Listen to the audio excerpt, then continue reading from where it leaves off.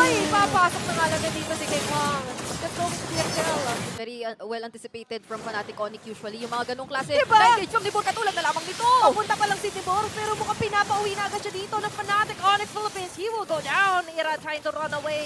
Makakasecure ulit ng kill dito ang Fnatic Onyx Philippines. Dahil si Jose ngayon na magiging target. Kelra with the dito kahit sino pang miyembro ng RSG. Establish agad lahat ng lead. And look at that. Ngayon, tatry ni Ira namang outplay. Type sa blades ay inactivate na. Babalik yata din si King Kong. There's a the swag from King Kong and Irad. Sasama ng alam din dito si Kirk. May mahahatak at si Irad naman. Nila ito, pero papaano? Kasi isang inhibitor turret na lang ang meron sila. At sinalubog pa ni King Kong! Si Irad! Saka pupunta Irad. Diyan ka lang. At ngayon pinapataas nila ang mga kamay ng Worship Philippines. Dahil isa-isa lang ang pumapasok na isang mamamatay. At yun na si Kirk. Kaso nga lang si Nibor ay wala na nga lang din. Nibor sa Nibor pa